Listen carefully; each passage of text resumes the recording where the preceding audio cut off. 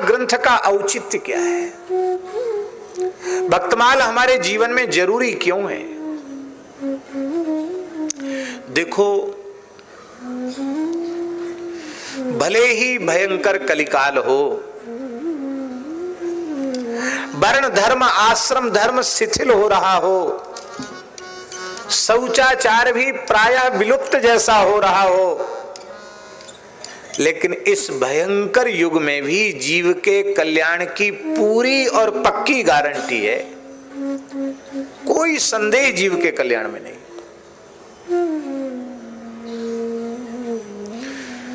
वो क्या है गारंटी? वैष्णव धर्म का आश्रय है।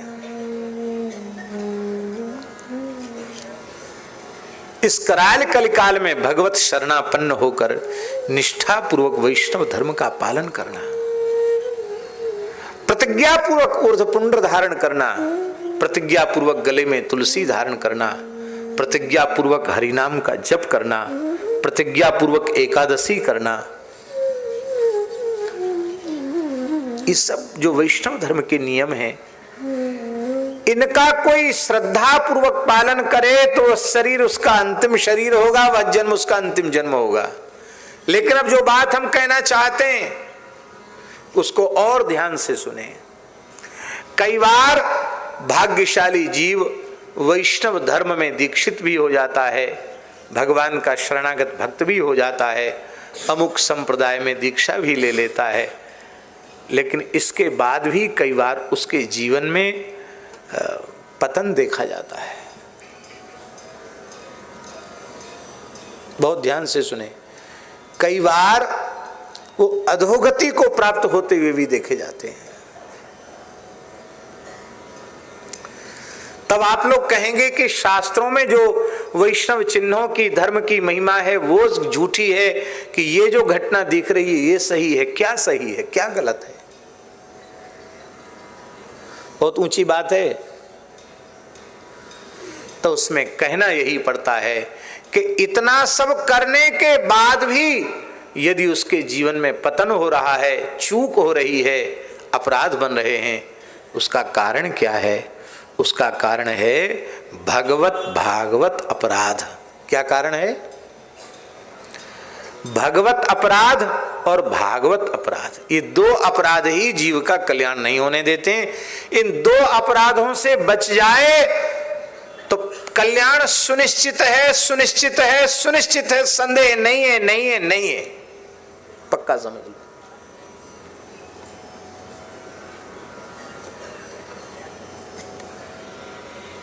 पर इन दो से बचना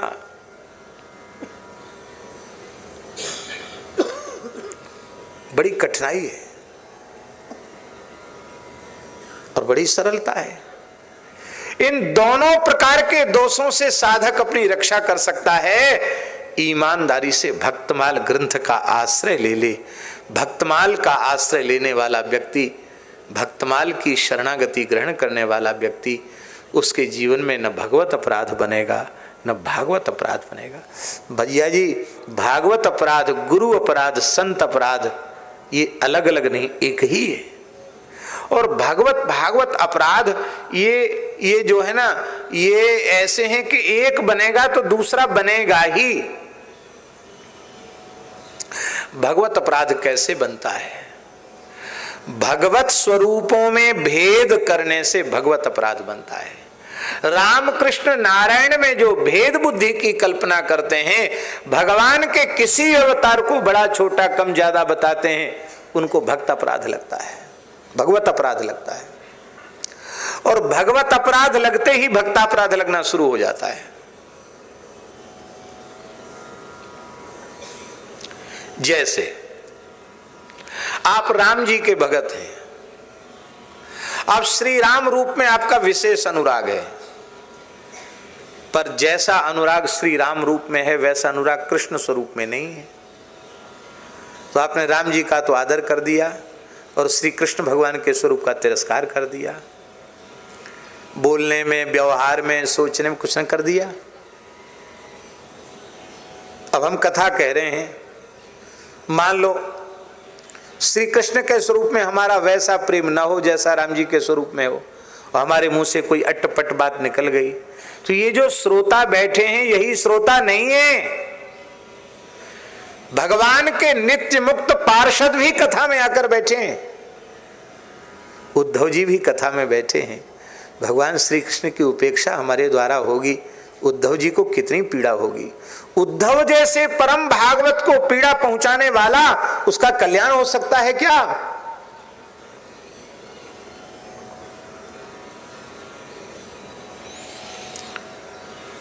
वक्ता कृष्ण भक्त है, राम जी के प्रति जैसी भक्ति श्री कृष्ण के प्रति है वैसी भक्ति श्री राम जी के प्रति नहीं है। और हनुमान जी बैठे हैं सामने, कोई कथा शुरू हो हनुमान जी पहले आ जाते हैं। अब किसी ने राम जी के बारे में कुछ हल्की बात कह दी तो हनुमान जी कैसे सहन करेंगे, और कहीं हनुमान जी को गुस्सा आ जाए तो बोलो क्या दशा होगी। रावण सो भट्ट भयो मुठिका के घाय को, त्रिलोक विजयी रावण हनुमान जी के बाएं हाथ का घूसा नहीं झेल पाया, कौन झेलेगा हनुमान जी का कोप। नृसिंह भगवान का कोई भक्त है, नृसिंह रामकृष्ण नारायण का भक्त है, नृसिंह भगवान के स्वरूप में भक्ति नहीं है, नृसिंह भगवान की उपेक्षा कर दे। प्रहलाद जी बैठे, उनको कितनी पीड़ा होगी। मत्स्य भगवान की उपेक्षा करे तो सत्यव्रत मनु जी महाराज कथा में बैठे, उनको कितनी पीड़ा होगी। 12 भगवान की उपेक्षा करे तो भूदेवी कथा में बैठी, उनको कितनी पीड़ा होगी। सर्व समर्थ भगवान भी दूसरा भगवान बनाने में समर्थ नहीं है। ये सुविधा भगवान के पास होती तो उनको यह नहीं कहना पड़ता आप सरिस खोजो कहां जाई, तब तनय हो आई। आप सरिस खोजो कहां जाई, तब तनय हो मैं आई। आप सरिस खोजो कहां जाई, आप सरिस खोजो कहां जाई। नृप तब तनय हो मैं आई, नृप तब तनय हो मैं आई। आप सरिस खोजो कहां जाई, आप सरिस खोजो कहां जाई। नृप तब तनय हो मैं आई, नृप तब तनय हो मैं आई। नृप तब तनय हो मैं आई, नृप तब तनय हो मैं आई। तो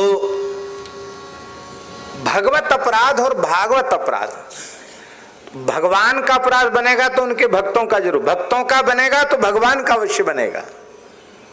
और संतों में भेद नहीं है और भगवत स्वरूपों में भेद नहीं है, यह बोध बिना भक्तमाल ग्रंथ के आश्रय के जीवन में उतर ही नहीं सकता।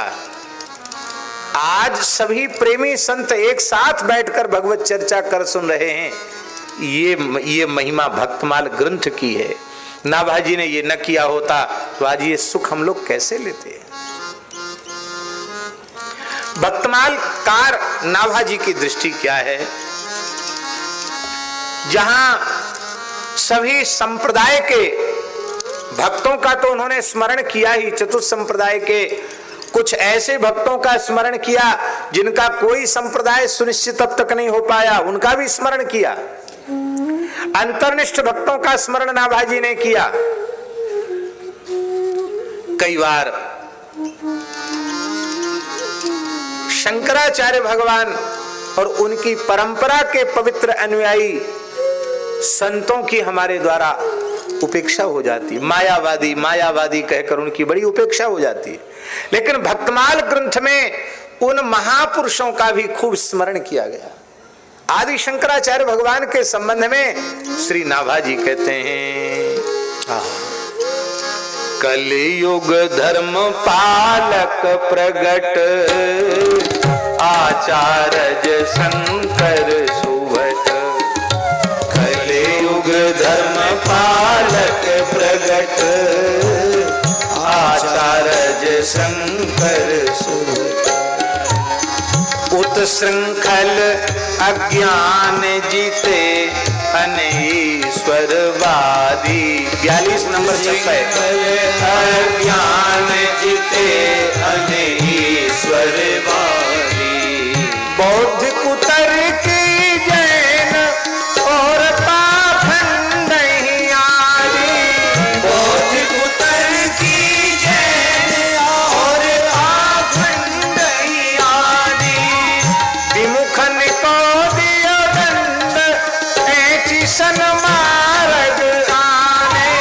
विमुखन को दियो दंड ऐची सन मार्ग आने।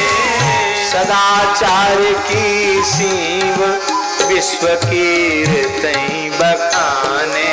सदाचार की सीव विश्व कीर्ति बखाने। ईश्वरांश अवतार मई मर्यादा मानी अघट। ईश्वरांश अवतार मई मर्यादा मानी अघट। कलयुग धर्म पालक प्रगट आचार्य शंकर सुभट। कलयुग धर्म पालक प्रगट आचार्य शंकर सुभट। आचार्य शंकर सुभट। आचार्य शंकर सुभट। पूज्य पंडित श्री गया प्रसाद जी महाराज उड़िया बाबा के कृपा पात्र थे। और उड़िया बाबा का नाम क्या था? परम पूज्य स्वामी श्री पूर्णानंद तीर्थ जी महाराज शंकराचार्य की पवित्र परंपरा के वे सन्यासी संत थे और भगवत प्राप्त जीवन मुक्त संत थे। उनके शिष्य पंडित जी महाराज कैसे हो गए? कौन ऐसा भारतवर्ष का महापुरुष है जो पंडित जी के सामने नतमस्तक न हुआ हो?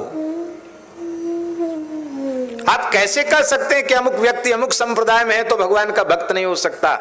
भक्ति किसी की बापौती नहीं है। अरे भैया, गीध में भक्ति प्रकट हो सकती है, सबरी में भक्ति प्रकट हो सकती है, कोल भीलों में भक्ति प्रकट हो सकती है। भक्ति किसी की बापौती नहीं है। ये तो तात भगति अनुपम सुख मूला।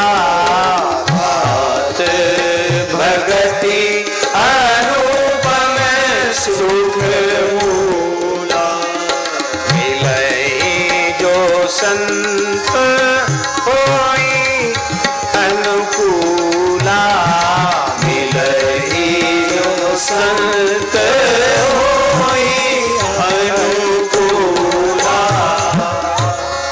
जिस पर संत कृपा हो जाएगी उससे भक्ति मिल जाएगी, वो बापौती नहीं किसी। तो कई बार, बहुत ध्यान से सुने, कई बार सांप्रदायिक कट्टरता के कारण भी संतों का, भक्तों का, महापुरुषों का अपमान हो जाता है।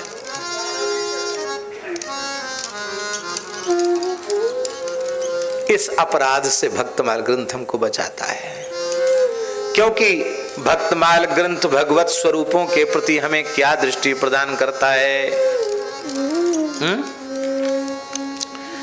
जिते अवतार सुख सागर न पारावार। करें विस्तार लीला जीवन उधार को।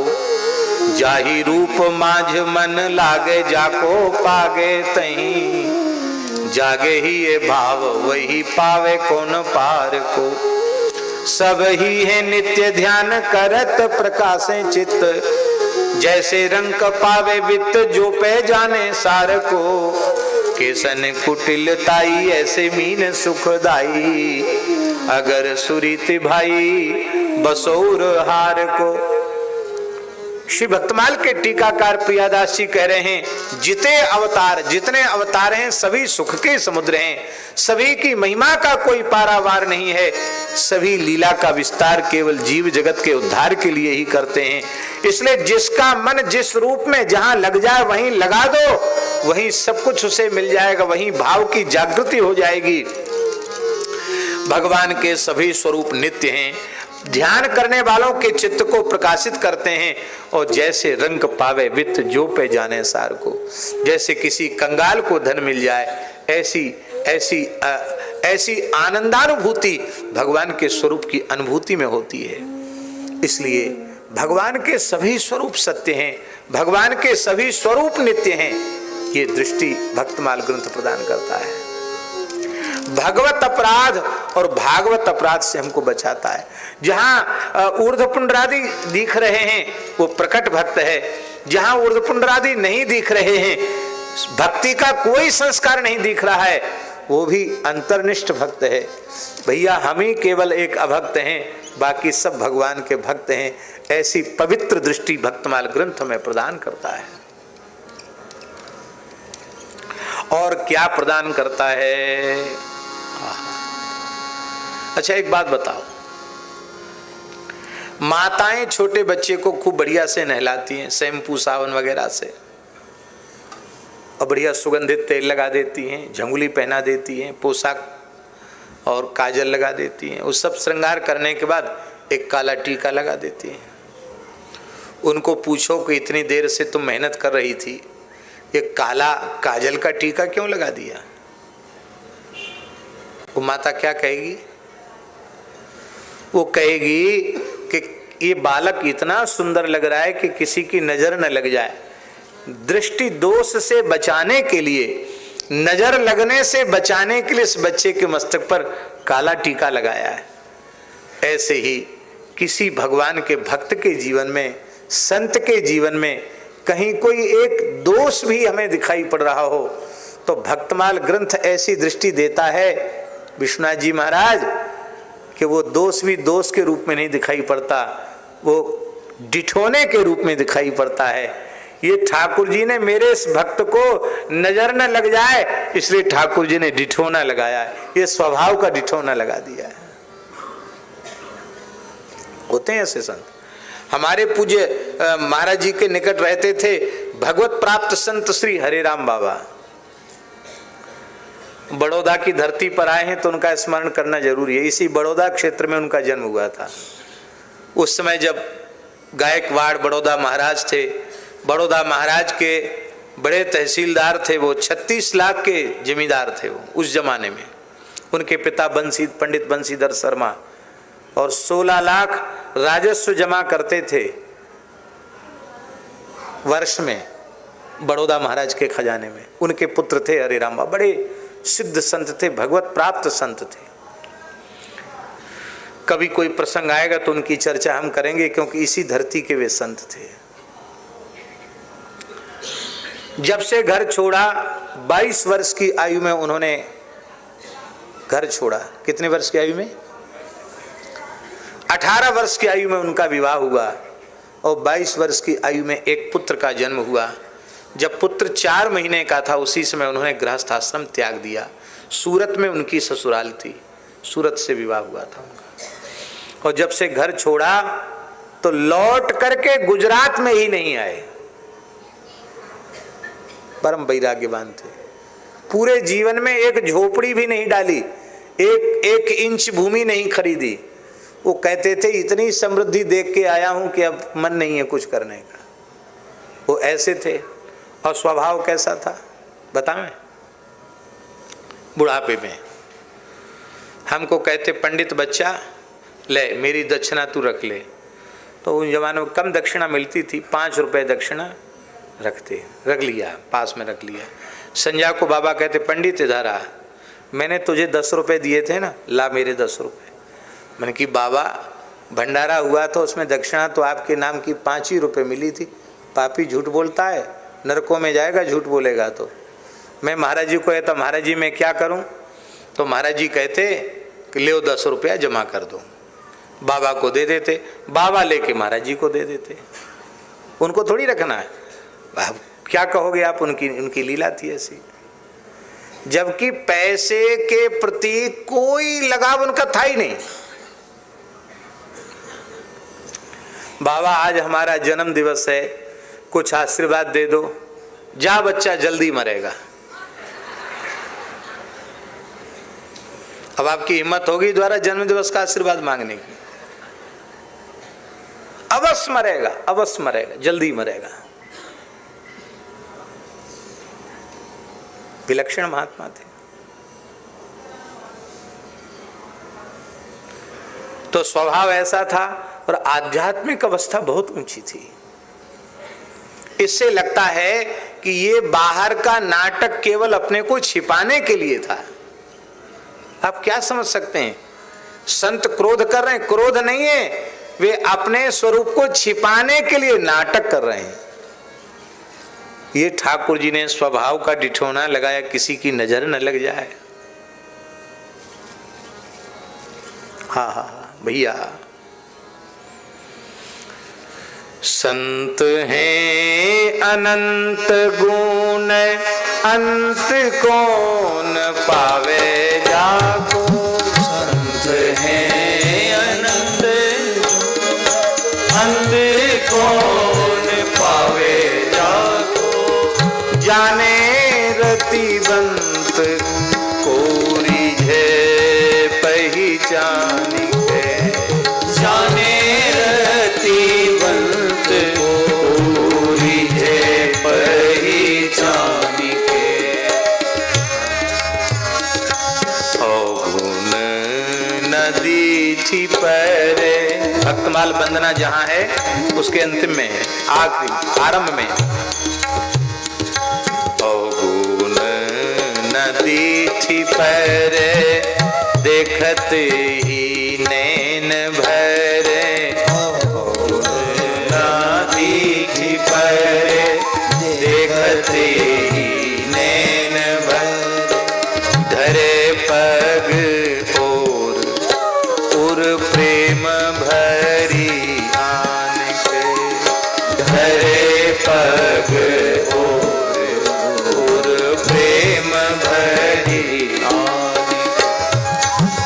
जो पे घटी क्रिया कछु देखिए तीन मान। कर ले विचार हरि की इच्छा मान के। जो पे घटी क्रिया कछु देखिए तीन मान। कर ले विचार हरि की इच्छा मान के। बालक श्रृंगारी के निहारने बती माता। देत जो दिठोना कारो दीठी डर जाने के। बालक श्रृंगारी के निहारने बती माता। देत जो दिठोना कारो दीठी डर जाने के। संतों के प्रति भाव बिना भक्तमाल सुने जग नहीं सकता है। और संतों के प्रति भाव, भक्तों के प्रति भाव जब तक नहीं जगेगा तब तक भगवान की भक्ति दूर नहीं, अति दूर है।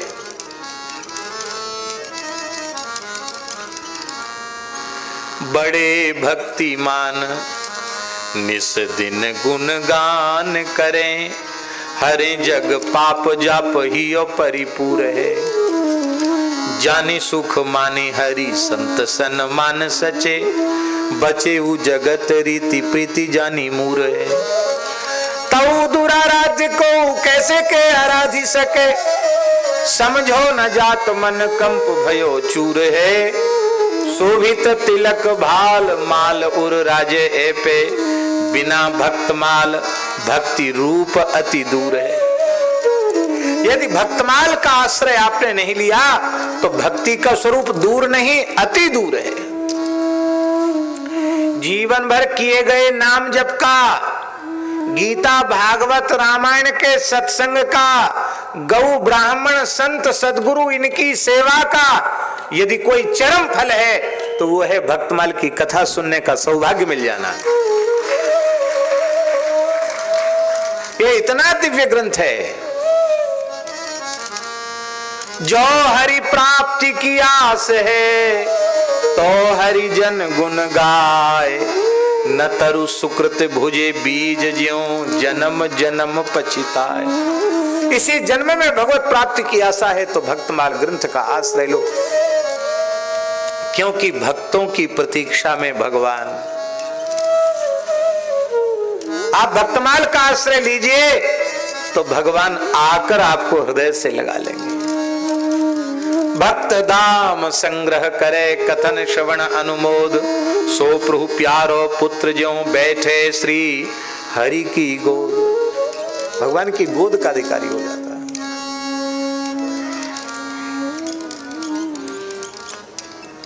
और कथाओं के श्रोता तो भक्त हैं और भक्तमाल कथा के श्रोता भगवान है। इसलिए महाराज जी जैसे राम कथा कृष्ण कथा में कहा जाता है ना, हनुमान जी को बुलाया जाता है, आइए पवन कुमार।